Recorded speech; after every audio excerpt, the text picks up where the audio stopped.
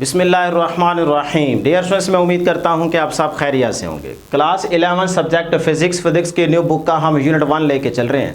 आज के इस वीडियो में हमारा टॉपिक है conventions for using SI units. तो यहाँ पे आपकी बुक के अंदर टोटल 16 पॉइंट्स दिए गए, इनको वन बाय वन डिस्कस करेंगे। ये बड़े ही इंपॉर्टेंट है, यहाँ से एमसीक्यू पक्का आएगा, ठीक है। और न्यूमेरिकल में भी इनको यूज़ करने का आपको बहुत ज़्यादा फायदा होगा, नहीं तो नंबर कट जाएगा। तो इन पॉइंट्स को लाजमी समझ लीजिएगा, ठीक है।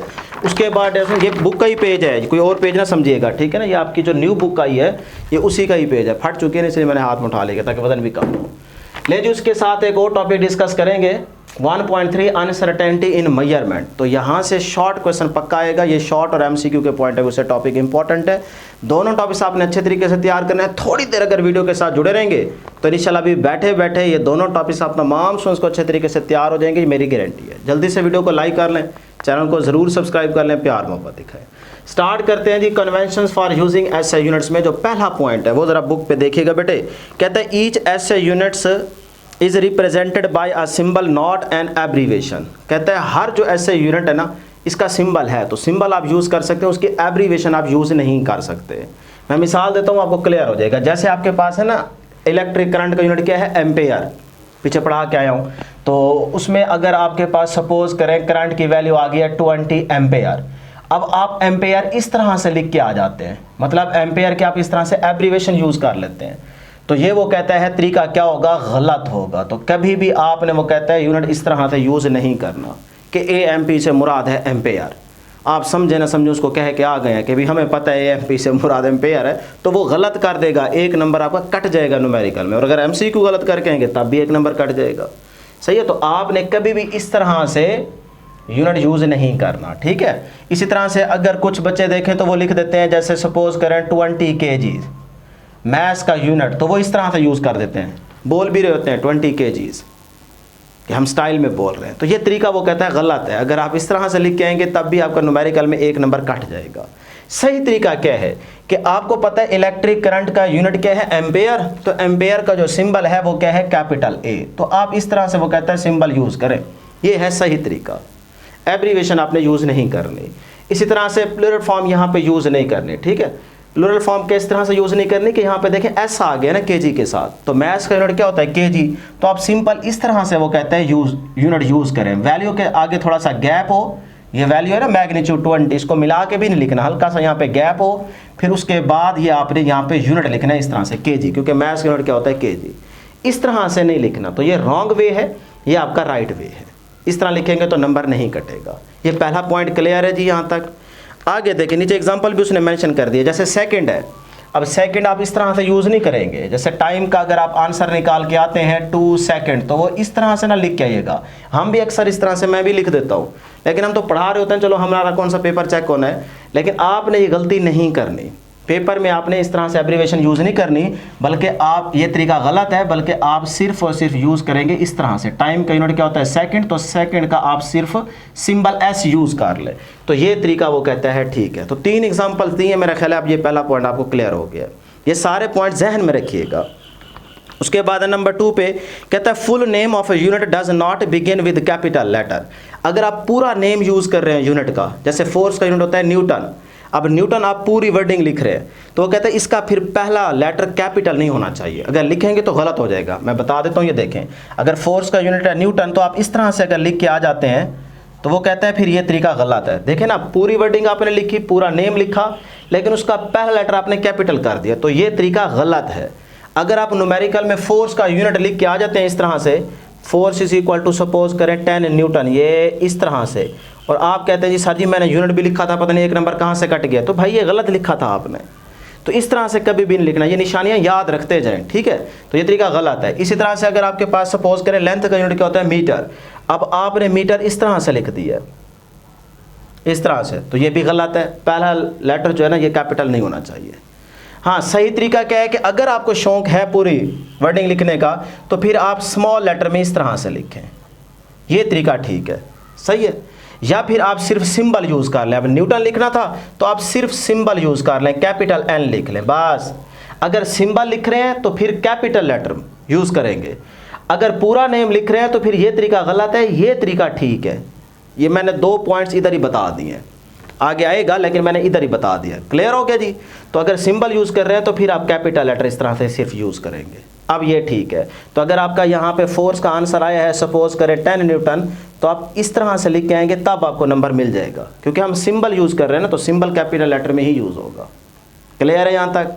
हाँ, सिर्फ यहाँ पे एक एक्सेप्शनल केस भी दिया गया है, जैसे टेम्परेचर यूनिट क्या होता है, सेल्सियस, तो इस तरह केल्विन नहीं होता है, ठीक है। तो यहाँ पे आप देखें वो कहता है जिस तरह से सेल्सियस आ गया ना, इसमें आपको सी लेटर जो है ये कैपिटल लिखना पड़ेगा, इसमें आपको सारे लेटर स्मॉल नहीं लिखने पड़ेंगे। इसके अलावा बाकी जितने भी यूनिट यूज़ होंगे उनमें वो कहता है आपको स्मॉल लेटर लिखने पड़ेंगे, लेकिन ये सिर्फ एक एक्सेप्शनल केस आ गया जिसके अंदर आपको सी कैपिटल लिखना पड़ेगा। तो इसका मतलब ये बड़ी ही इंपॉर्टेंट बात है, क्योंकि ये तो आप याद रख लेंगे, ये बात भूल जाएंगे तो वो MCQ यही बना के दे देगा।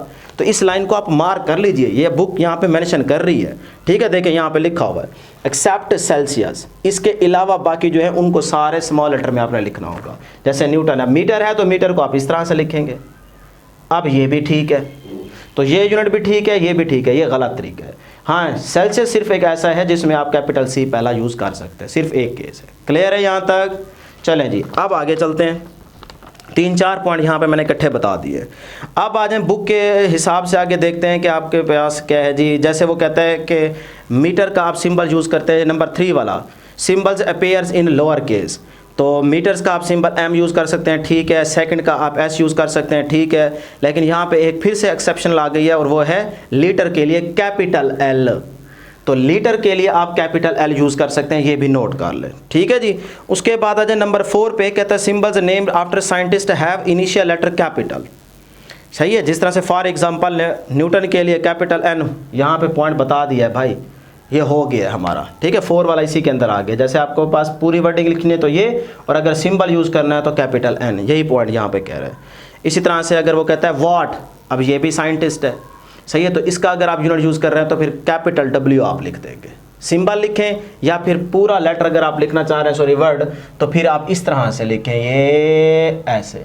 अब ये भी ठीक है, या फिर आप इसका सिंबल लिखना चाह रहे हैं तो इस तरह से कैपिटल W लिख लें, तो इसका मुराद हो, इससे मुराद होगा वॉट, ठीक है ना, पावर का यूनिट हो जाएगा।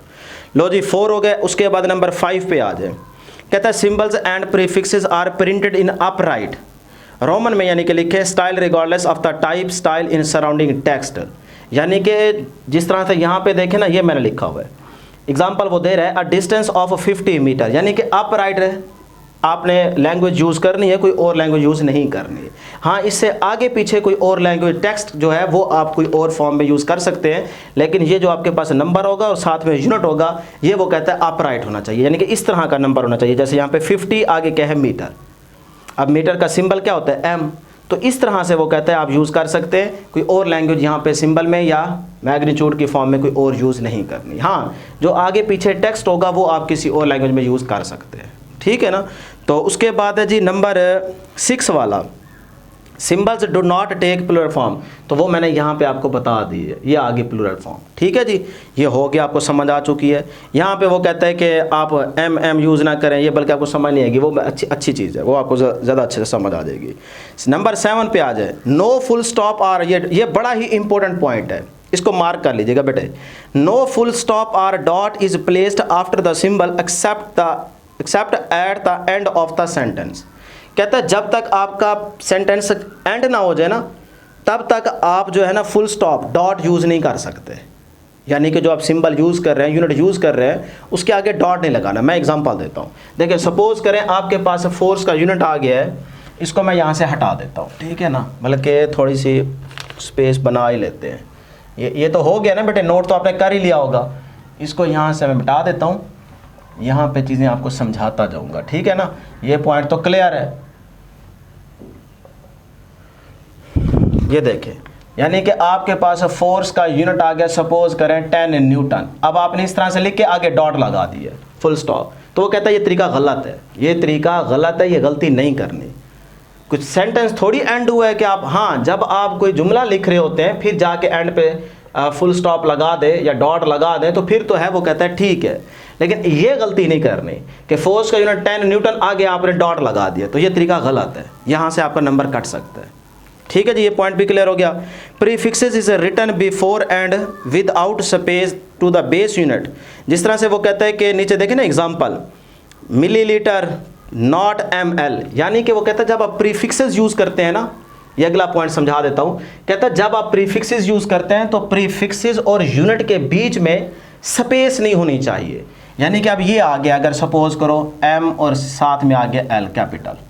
अब वो कहता है ये तरीका बिल्कुल ठीक है। हाँ, अगर इसको आपने ऐसे लिख दिया कि m फिर l, तो कहता है ये तरीका गलत है। ये अब प्रीफिक्सेस नहीं है, अब ये यूनिट समझे जाएंगे। जब भी प्रीफिक्सेस को लिखना है तो वो यूनिट के बिल्कुल साथ लिखना है, बीच में स्पेस ना हो। जैसे आ जाए mm, अब ये देखो mm, अब इसको क्या पढ़ेंगे, अब दोनों के बीच में देखो स्पेस नहीं है, तो पक्की बात है ये प्रीफिक्सेस होगा और ये यूनिट होगा, तो हम पढ़ेंगे मिलीमीटर। अगर आ जाता ऐसे, अब देखो बीच में स्पेस है, तो अब समझ आना कि ये प्रीफिक्सेस नहीं हो सकता। अब ये भी यूनिट है, ये भी यूनिट है, तो ये मीटर मीटर है। बात समझ आ रही है कि नहीं आ रही? तो प्रीफिक्सेस को जब भी यूज करना है तो वो यूनिट और प्रीफिक्सेस के बीच में स्पेस नहीं होनी चाहिए।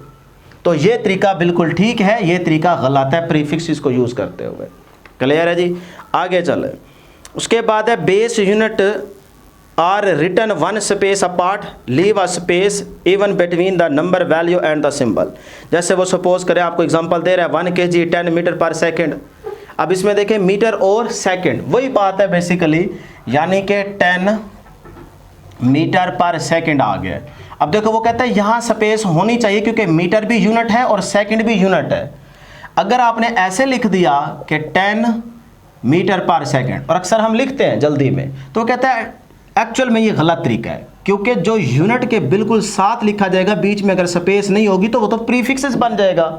तो आप यूनिट को ये गलत लिख रहे हैं। यूनिट को जब भी लिखना है तो उसके बीच में हल्का सा वो कहता है स्पेस हो, और इस मैग्नीट्यूड के साथ भी बीच में क्या हो, स्पेस हो। ऐसा भी नहीं लिखना, ये ऐसा। तो वो कहता है ये तरीका गलत है। ये तरीका बिल्कुल वो कहता है ठीक है, क्योंकि यहाँ देखें 10 के बाद हल्का सा स्पेस है, फिर m के बाद स्पेस है, फिर पर सेकंड है। इसका मतलब ये पढ़ा जाएगा मीटर पर सेकंड। तो ये तरीका वो कहता है ठीक है। क्लियर है? बातें समझ आ रही है ना बेटे? जहन में रखते जा रहे हैं।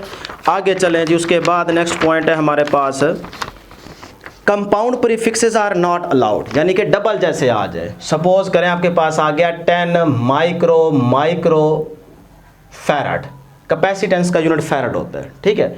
अब वो देखें यहाँ पे कंपाउंड प्रीफिक्सेस आ गया डबल, तो वो कहता है ये तरीका भी गलत है, इसको हाँ एक बनाओ। अब ये देखें, इसकी 10⁻⁻⁶ प्रीफिक्सेस की वैल्यू, इसकी भी 10⁻⁻⁶, दोनों को ऐड करेंगे तो 10⁻⁻12 बन जाएगा। तो वो आपके पास क्या बन जाएगा, वो आपके पास पिको बन जाएगा, ठीक है। तो इस तरह से आप यूज़ कर सकते हैं, लेकिन ये तरीका वो कहता है गलत है। तो यहाँ पे वो देखें बता रहे हैं आपको 1 micro farad should be 1 pico farad, यानी कि इस चीज़ को कैसे लिखेंगे, 10 माइक्रो की वैल्यू होती है 10⁻⁻⁶, फिर दूसरे की 10⁻⁻⁶। अब ये बन गया 10⁻⁻12, तो -12 जो है ये आपके पास पिको होता है। तो ये 10 लिखा, इसको हम 1 बनाएंगे पिको, और साथ में यूनिट आ जाएगा फैराड। अब वो कहता है ये ठीक है। अब देखें इसमें कोई कंपाउंड प्रीफिक्सेस तो यूज़ नहीं हो रहा, डबल तो नहीं हो रहा, सिर्फ एक ही आ रहा है पिको, और साथ में क्या है, कैपेसिटेंस का यूनिट फैराड। तो ये तरीका ठीक है, ये तरीका गलत है, ठीक है। उसके बाद आगे चलें जी। आगे कहते हैं when base unit of multiple is raise to power 10 the power applies to whole multiple and not to base unit alone.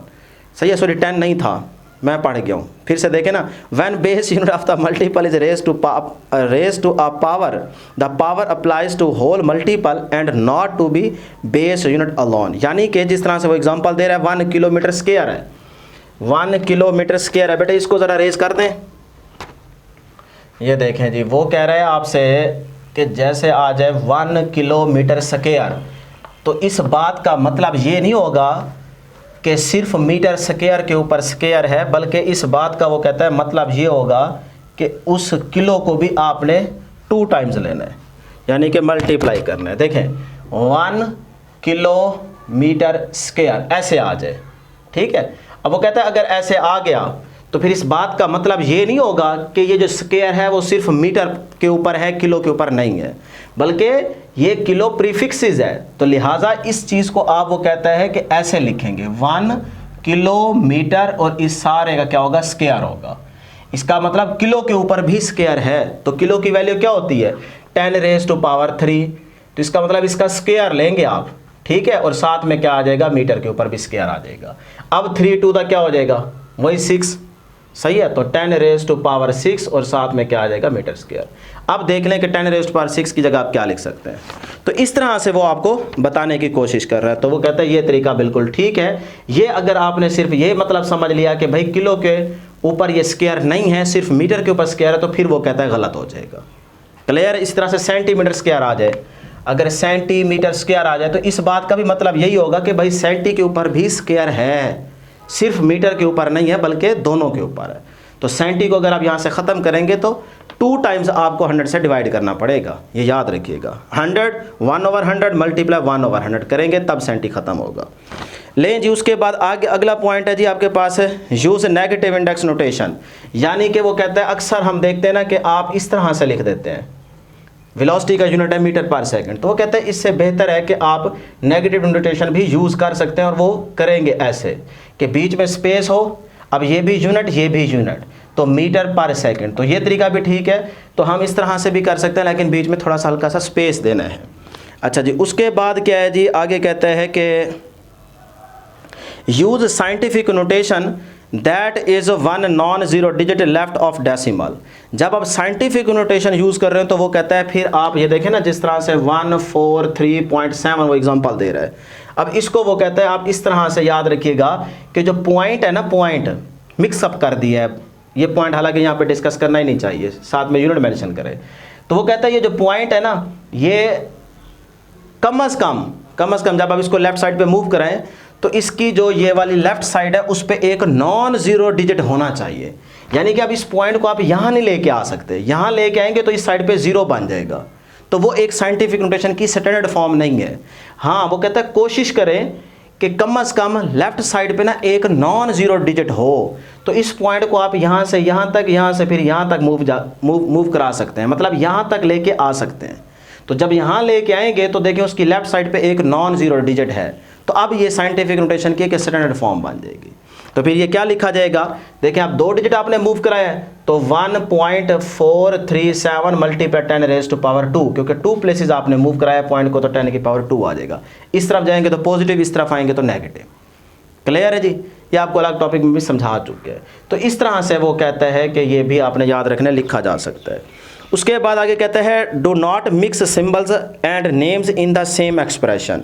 यानी कि वो कहता है सिंबल्स और नाम को आपने सेम मिक्सअप नहीं करना। जैसे सपोज करो आपके पास इसी स्पीड का यूनिट आ जाता है मीटर पर सेकंड, तो आप लिख के आ गए हो ऐसे v = 10 मीटर पर सेकंड, तो वो कहता है ये तरीका गलत है, इस तरह नहीं करना। अब देखो पूरा नेम भी यूज़ हो रहा है और सिंबल भी यूज़ हो रहा है, तो मिक्सअप खाता नहीं चलेगा। या फिर आप लिख के आ गए हो 10 मीटर और नीचे ऐसे करके आ गए हो, तो कहता है ये तरीका गलत है। सही है, या तो सिर्फ सिंबल यूज़ करें मीटर पर सेकंड, या फिर जो है आप सिर्फ और सिर्फ पूरी वर्डिंग अगर यूज़ करना चाह रहे हैं तो फिर आप लिखेंगे मीटर पर सेकंड, पूरा छोटे लेटर में आपने वर्डिंग यूज़ करनी है, तो वो भी ठीक है। उसके बाद कहता है जी practically work should be recorded in most convenient units depending upon the instrument being used. ठीक है, चलो ये तो आपको बता ही देंगे, ठीक है, वो डिपेंड कर रहा होता है, लेकिन उसकी एग्जांपल दे रहा है। कहता है जिस तरह से ना हम स्क्रू गॉज का इस्तेमाल करते हैं या वर्नियर कैलिपर का, तो इसकी जब आप रीडिंग ले रहे होते हैं तो इसके पहले लीस्ट काउंट पे गौर करना होता है, क्योंकि इसमें स्मॉल छोटे छोटे डिवीजन होती हैं। ठीक है, तो जिस तरह से 0.1 मिलीमीटर, 0.01 मिलीमीटर, 0.001 मिलीमीटर, ये इस तरह से चलते जाए ना, मीटर रूल फिर वर्नियर कैलिपर स्क्रू गेज, तो उसके लीस्ट काउंट आपने पढ़े हुए हैं।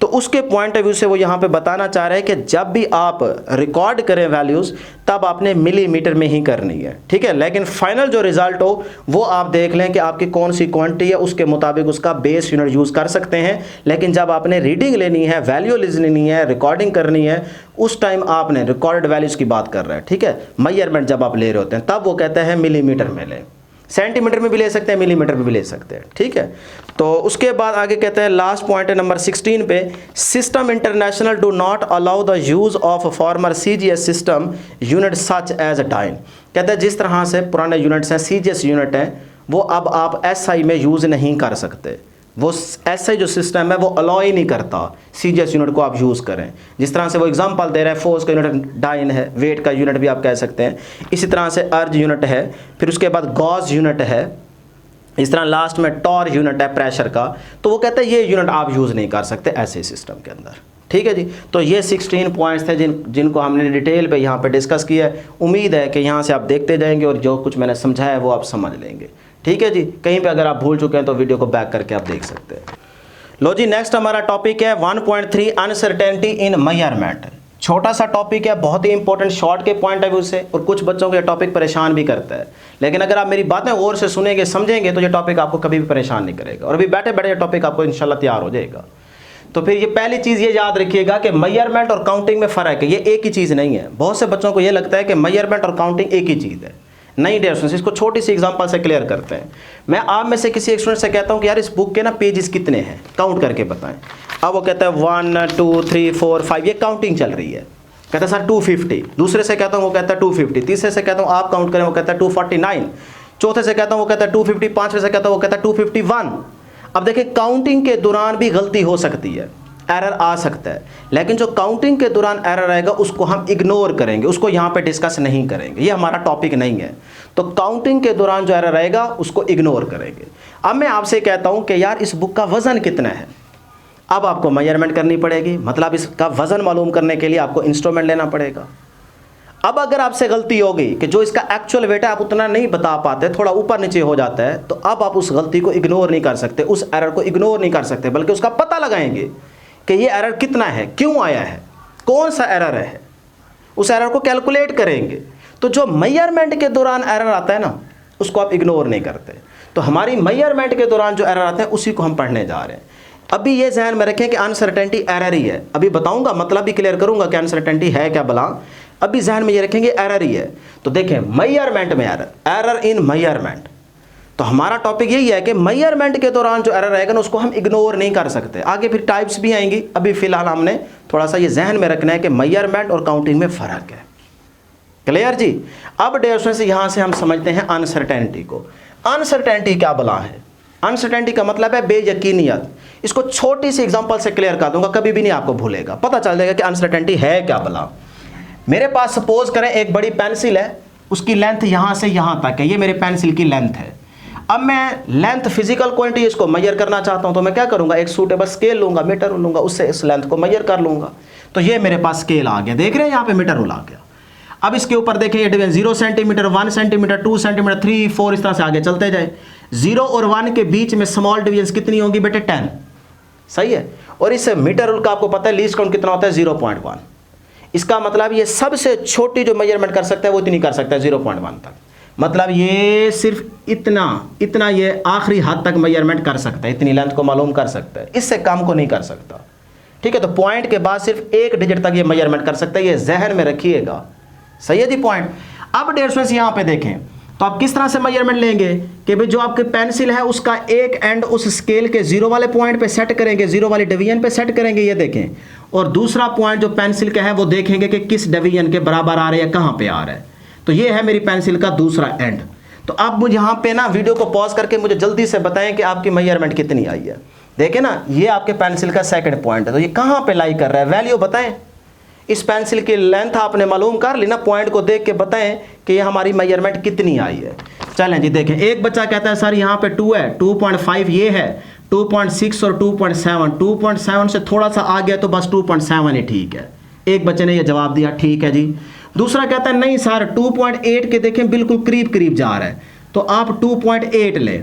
अब दोनों लड़ पड़े हैं, एग्जैक्ट कोई नहीं बता रहा। तीसरा बैठा था, उसने कहा नहीं नहीं नहीं सर 2.7 से आगे है, 2.8 से पीछे है, तो इसका मतलब ये होगा आप तकरीबन ले लें। उसने अपना अंदाजा लगाया ना, 2.75 ले लें। चौथा कुछ और कहेगा, पांचवा कुछ और कहेगा। एग्जैक्ट आप बता सकते हैं 7 और 8 के बीच में, कहां पे बीच में कितनी वैल्यू, एग्जैक्ट बताएं मुझे। नहीं बता सकते।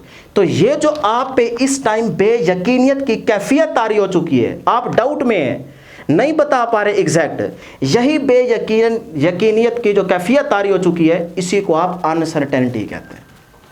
था मुश्किल काम कि आप एग्जैक्ट ना बता पा रहे हो, डाउट में हो, ये हाँ ये हो सकता है, ये हो सकता है। तो ये जो बेयकीनत की कैफियत तारी हो चुकी है आप पे इस टाइम, यही आपकी अनसर्टेनिटी कहलाती है। क्लियर है अनसर्टेनिटी का मतलब? अच्छा, एक बच्चा और बैठा था, उसने कहा सर जी ज़्यादा मसला आ रहा है तो मैं एग्जैक्ट बताता हूँ, 2.75 आगे 2 कर लो। भाई आपने तो वैसे ही गलत बता दी है, क्योंकि आप यहाँ पे देखें ना, मीटर रूल है, इसका लीस्ट काउंट है 0.1, पॉइंट के बाद सिर्फ ये एक डिजिट तक वैल्यू बता सकता है, आप तो 3 तक पहुँच गए हैं। तो एक तरीके से गलत है, लेकिन अगर चलो आपकी बात मान भी लें, जस्ट कंसीडर ही कर लें, तब भी ये एग्जैक्ट तो नहीं हो सकती ना। क्या गारंटी है कि आप एग्जैक्ट बता रहे हैं? अभी भी यहां पे देखें अनसर्टेनिटी मौजूद है, तो अनसर्टेनिटी रहेगी ही रहेगी, ये खत्म नहीं होनी। ये नेचुरल केसेस में भी आपको एग्जांपल्स दूंगा, ठीक है, वहां पे भी रहेगी। इसी तरह से एक और छोटी सी एग्जांपल ले लेते हैं कि आपसे मैं कहता हूं यार इस टाइम ना मुझे एग्जैक्ट टाइम बताओ, आप कहते हैं सर 2 बज रहे हैं। क्या उस टाइम बिल्कुल 2 बज रहे थे? तो जब आप बोले, जब आपने देखा, उस टाइम भी तो आपको कुछ नैनो सेकंड्स में टाइम लगा ना, तो वो टाइम तो आपने बताया नहीं, वो किधर गया? जब आपने मुंह से निकाला तब भी कुछ टाइम लगा होगा, 2 बज रहे हैं, 2 बज रहे हैं, इतनी देर में भी आपको टाइम लगा है, तो वो तो आपने बताया नहीं, तो आपने एग्जैक्ट तो बताया ही नहीं है ना। तो अभी भी देखें यहाँ पे क्या है, अनसर्टेनिटी। फिर आप कहेंगे सर जी चले मैं बताता नहीं, आप खुद ही देख लें, वो सामने घड़ी है, अब मैंने देखा हाँ वाकई 2 बज रहे थे, तो क्या ये एग्जैक्ट मैंने देख लिया कि 2 बज रहे थे इस टाइम? नहीं, क्योंकि जब मैंने देखा तो लाइट गई, फिर वहां से रिफ्लेक्ट होके आई, तो फिर मुझे नजर आया ना। तो इस टाइम जब लाइट गई और फिर रिफ्लेक्ट होके आई, इसको भी तो टाइम लगा होगा, वो तो मैंने काउंट ही नहीं किया। तो इस टाइम भी देखें अनसर्टेनिटी है, तो अनसर्टेनिटी रहेगी। ये 2-3 बातें अगर आपके जहन में बैठ गई है ना, तभी आपको ये अनसर्टेनिटी का टॉपिक 100% क्लियर हो जाएगा। बाकी छोटी मोटी डेफिनेशन रटा तो आप लगा ही लेंगे ना, वो मैंने यहाँ पे लिखी हुई है। असल चीज़ है आप कॉन्सेप्ट क्लियर करें। अब जी आपको मेरा ख्याल है अनसर्टेनिटी की समझ आ गई है। अब हम चलते हैं बुक का जो फर्स्ट पैराग्राफ है ना, उसमें वो एक बुक की एग्जांपल ले रहे हैं, यही चीज़ें सारी डिस्कस कर रहे हैं जो मैंने यहाँ पे की हैं कि मेजरमेंट और काउंटिंग में क्या फ़र्क है, फिर मेजरमेंट के दौरान किस तरह से एरर आएगा, वो सारी चीज़ें यहाँ पे मैं एक दफ़ा बता देता हूँ। कहता है you can count the numbers of pages of a book, एक बुक के आप पेजेस को काउंट करें exactly, but measurement of it's, आप काउंटिंग एग्जैक्टली मेजर कर सकते हैं। एरर भी आ सकता है काउंटिंग के दौरान, नहीं भी आ सकता, आप एग्जैक्ट पेजेस काउंट भी कर सकते हैं, इसमें एरर नहीं आएगा।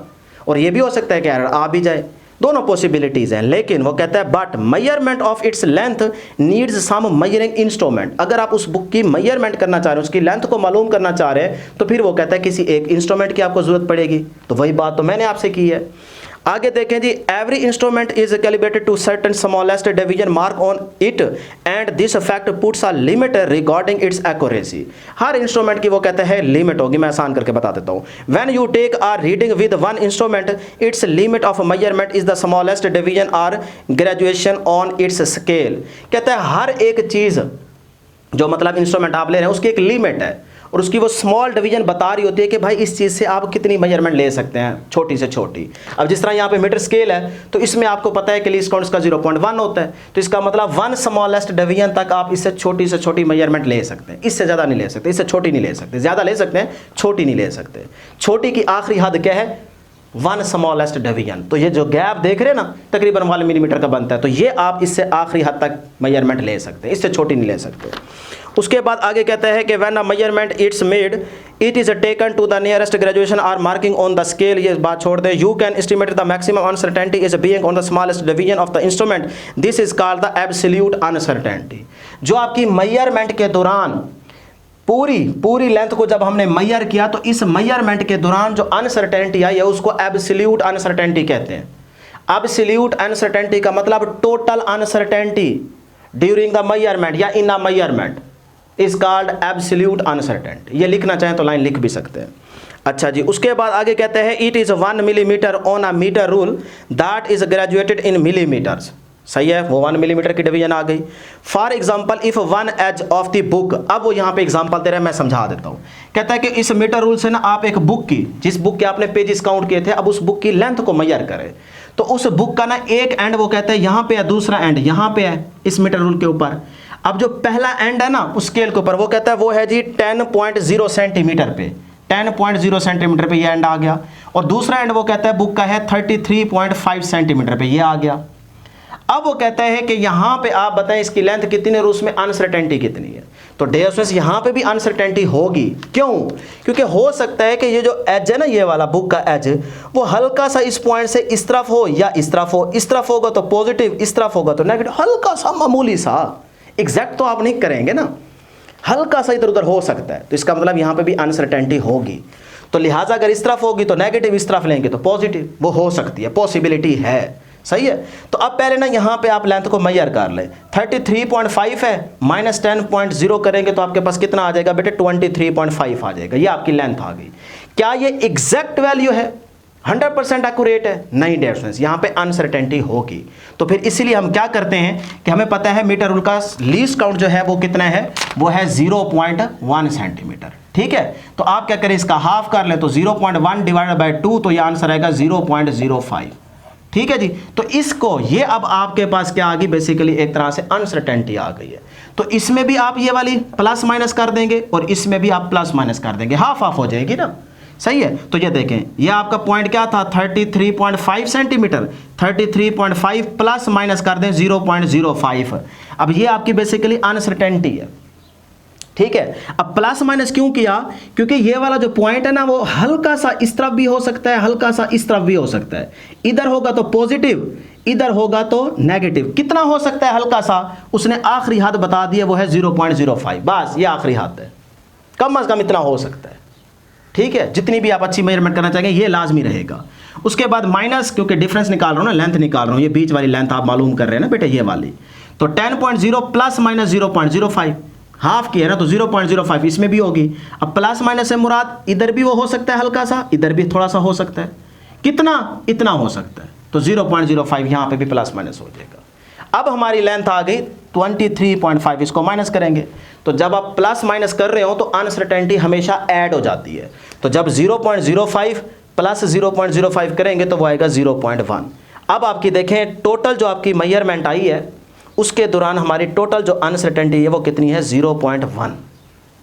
तो इस तरह आपके पास ये आपकी मेजरमेंट के दौरान टोटल अनसर्टेनिटी आ गई है 0.1। क्यों? क्योंकि इस मीटर रूल का जो लीस्ट काउंट है वो कितना है, 0.1। तो इस तरह बेटे ये आपका फाइनल रिजल्ट होगा। अब आपकी भाई लेंथ है कितनी, तो इससे हमें क्या पता चला? इससे हमें पता ये चल गया है, अभी भी एग्जैक्ट नहीं बता सकते, लेकिन ये बता सकते हैं कि भाई प्लस का मतलब 23.5 में अगर 0.1 ऐड करेंगे तो ये बन जाएगा 23.6 बन जाएगा। ठीक है। और जब आप माइनस करेंगे 23.5 में से 0.1 को माइनस करेंगे तो ये बनेगा 23.4। इसका मतलब आपके पास ये एक रेंज सेट हो गई है कि 23.4 और 23.6 के बीच में आपके पास इस बुक की लेंथ हो सकती है। हमें नहीं पता वो कितनी है, बस ये हम गारंटी दे सकते हैं कि 23.4 और 23.6 के बीच में कहीं पे भी हो सकती है। इस तरह आपको ये एग्जैक्ट पता चल गया। तो ये आपके पास ट्रू लेंथ आ गई है जो कि इसके अंदर लाई करेगी, बिटवीन द 23.4 टू 23.6। ये है तरीका मेजरमेंट करने का। सही है जी। अब छोटी छोटी डेफिनेशन, सारी बातें मैंने यहाँ तक ना आपको बुक वाली बता दी, यहाँ तक। अब यहां से आप देखना चाहें तो छोटी मोटी डेफिनेशन है वो देख लीजिएगा।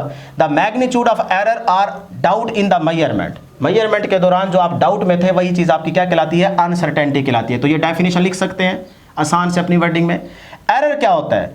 Error basically difference between the measured value and the actual value. ये अनसर्टेनिटी की भी डेफिनेशन हो सकती है, क्योंकि वो भी तो एक एरर ही है ना। जो अनसर्टेनिटी आती है यही तो एरर का सबब बनती है, इसीलिए तो एरर आ जाता है, क्योंकि अनसर्टेनिटी खत्म नहीं होती है ही है।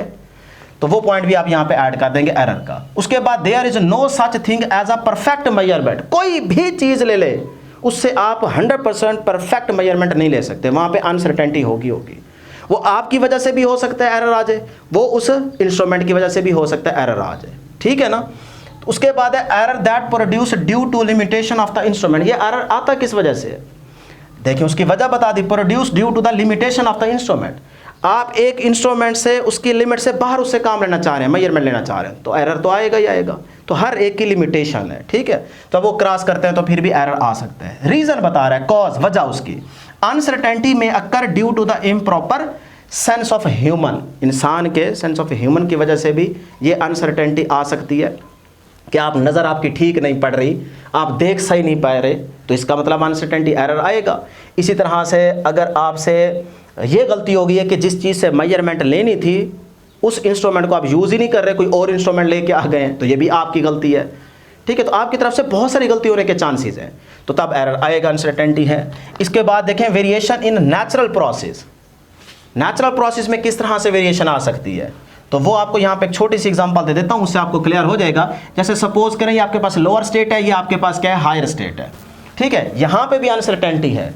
देखिए अब आपको पता है कि नहीं पता तो याद रख ले कि लोअर एनर्जी स्टेट से हायर एनर्जी स्टेट तक जब आप इलेक्ट्रॉन को भेजते हैं तो आपको एनर्जी देनी पड़ती है, याद रखिएगा, एनर्जी देनी पड़ती है।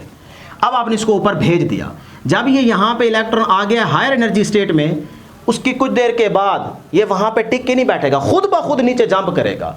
अब ये खुद ब खुद जब नीचे जंप करेगा तो यहाँ से फोटॉन एमिट होंगे, रेडिएशन एमिट होंगी, ये बात ध्यान में रखिएगा, आगे आप बड़ी क्लास में पढ़ेंगे। ठीक है, अभी फिलहाल याद रखिएगा।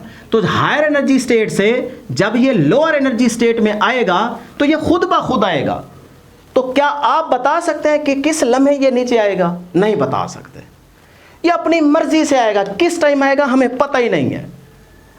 ठीक है, उसको भी नहीं पता एक तरह से।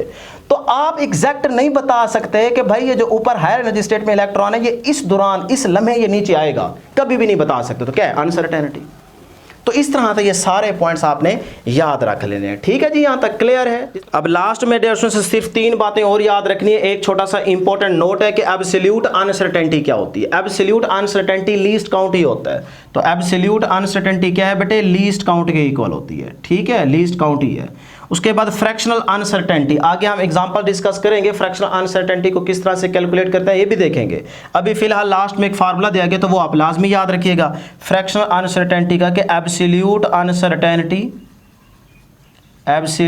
Uncertainty divided by measured value. अगर आपको फ्रैक्शनल अनसर्टेनिटी फाइंड करनी है तो फिर absolute uncertainty divided by measured value, जो आपने वैल्यू मेजर किया उससे डिवाइड कर देंगे। एब्सोल्यूट अनसर्टेनिटी का मतलब है जो आपकी टोटल मेजरमेंट के दौरान अनसर्टेनिटी है ना, total uncertainty in a measurement, वही आपके पास एब्सोल्यूट अनसर्टेनिटी कहलाती है। उसको आप मेजर्ड वैल्यू पे क्या कर दें, डिवाइड कर दें, तो आपके पास फ्रैक्शनल अनसर्टेनिटी आ जाएगी। ठीक है, उसके बाद है परसेंटेज अनसर्टेनिटी। तो परसेंटेज में आप यही चीज़ लिखेंगे, सिर्फ 100 से मल्टीप्लाई कर दे, और परसेंटेज जिस तरह से अपने मार्क्स की आप कैलकुलेट करते हैं वैसे ही आपके पास फार्मूला रहेगा। तो यहाँ पे अब हमें परसेंटेज अनसर्टेनिटी चाहिए, तो लिहाजा यहाँ पे देखें absolute uncertainty divided by measured value multiply सिर्फ क्या कर दें 100 से, सिर्फ 100 से मल्टीप्लाई करके दें, आपके पास परसेंटेज अनसर्टेनिटी आ जाएगी। ठीक है, तो बस 2 बातें याद रखनी है कि एब्सोल्यूट अनसर्टेनिटी का मतलब टोटल अनसर्टेनिटी ना मेजरमेंट। टोटल से मुराद जैसे यहाँ पे देखें, इस लेंथ को हमने मेजर किया था ना, तो उसके दौरान जो आपकी अनसर्टेनिटी रहेगी, जैसे यहाँ पे बुक में देखें इस लेंथ को हमने मेजर किया था, वो आई थी 23.5, तो इस दौरान टोटल जो अनसर्टेनिटी है वो कितनी आई है, 0.1 इन अ मेजरमेंट। तो ये आपकी कहलाएगी एब्सोल्यूट अनसर्टेनिटी। और जो आपके पास फ्रैक्शनल अनसर्टेनिटी होती है उसका क्या मतलब है, उसका मतलब ये है कि अगर यहाँ पे आप पार्ट्स बना लें, टोटल लेंथ की बात ना करें, बल्कि आप सिर्फ और सिर्फ जानते हैं कि ये 1 पहला पार्ट, ये दूसरा पार्ट, ये तीसरा पार्ट, तो अगर इस एक पार्ट की अनसर्टेनिटी निकालनी हो तो वो आपके पास कहलाएगी फ्रैक्शनल अनसर्टेनिटी। सही है, टोटल लेंगे तो एब्सोल्यूट बन जाएगा। 4 दफ़ा मैंने ये बात रिपीट की है, तो अब आपको भूल ही नहीं चाहिए। ठीक है जी, टॉपिक यहाँ तक ख़त्म हो चुका है। आगे है अनसर्टेनिटी इन डिजिटल इंस्ट्रूमेंट। तो वहाँ पे भी अनसर्टेनिटी रहेगी। हालांकि वो होते अच्छे इंस्ट्रूमेंट है, लेकिन वहाँ पे भी आप देखते हैं ना लास्ट वाला डिजिट ऐसे ब्लैंक कर रहा होता है, तो वो जो आपके पास डाउटफुल डिजिट होता है ना, उसकी वजह से भी वहाँ पर अनसर्टेनिटी रहती है। ठीक है ना, वो किसी भी वजह से हो सकती है। हो सकता है कि बाहर के जो असरात हैं उसकी वजह से हो, आपकी वजह से हो, कुछ भी हो सकता है, बहरहाल वहाँ पर भी अनसर्टेनिटी रहता है। यही बातें वो यहाँ पर डिस्कस करेगा। कहता है some modern measuring instruments have a digital scale.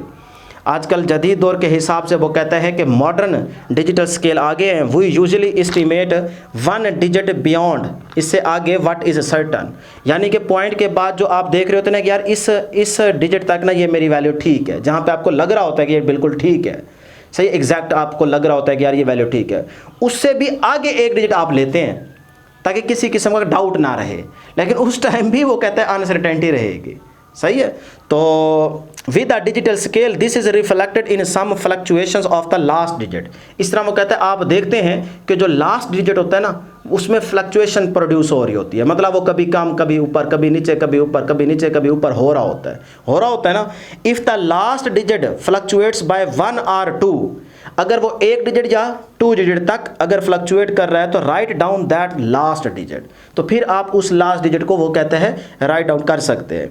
If fluctuation is more than 2 or so in the last digit, अगर 2 या 2 से ज्यादा की फ्लक्चुएशन आ रही है, वेरिएशन आ रही है, it may mean that the reading is being influenced by the some factors such as air currents. तो वो कहता है बाहर के असरात की वजह से ऐसा हो सकता है कि वहां पे वो 1 या 2 से ज्यादा डिजिट तक की फ्लक्चुएशंस आ रही हो, तो फिर आप उसको कहता है इग्नोर करेंगे रिगार्डलेस ऑफ द रीजन, इसके रीजन बताए बगैर। A large fluctuation may mean that the display digit is not really significant, तो फिर ये वो कहता है आपके लिए अहम नहीं है, फिर आप इसको इग्नोर कर दें अगर वो फ्लक्चुएट कर रहा है। The indication of the uncertainty in a recorded value has been simplified using the significant figures. हाँ, अगर आप वो जो आखिरी डिजिट है ना उसके आप डाउट में नहीं रहना चाहते तो फिर आप वो कहते हैं सिग्निफिकेंट डिजिट्स का यूज़ करें। अब सिग्निफिकेंट आपके लिए बहुत ज़्यादा हेल्पफुल होते हैं, अहम होते हैं, इनको आगे डिटेल में पढ़ें कि अगला हमारा टॉपिक यही है, यूज़ ऑफ सिग्निफिकेंट फिगर्स। ठीक है, तो इससे काफ़ी हद तक जो है अनसर्टेनिटी को रिड्यूस किया जा सकता है। If a measurement is recorded using the knowledge of the significant figures, कहता है अगर आप अगर किसी भी चीज़ की मेजरमेंट कर रहे हैं तो उसकी रिकॉर्डेड वैल्यूज़ के लिए आप सिग्निफिकेंट फिगर्स का नॉलेज इस्तेमाल करें, यूज़ करें। Then its last digit which is an estimation is an indication of the accuracy of the recorded value. तो सिग्निफिकेंट फिगर्स का आप यूज़ करके वो जो लास्ट डिजिट है ना उसको आप एक्यूरेट तकरीबन 100% तो नहीं, तो कहता है उसमें आपके पास ज़्यादा चांसेस है कि आपका एक्यूरेट आंसर आ जाएगा अगर आप सिग्निफिकेंट का यूज़ करते हैं। तो यह बहरहाल आगे यूज़ देखेंगे कि किस तरह से हमारा आंसर बेहतर आ सकता है। तो आज के लिए फिर इतना ही, दुआओं में ज़रूर याद रखिएगा। इंशाल्लाह नेक्स्ट वीडियो में जल्द मुलाकात होगी। अल्लाह हाफिज़।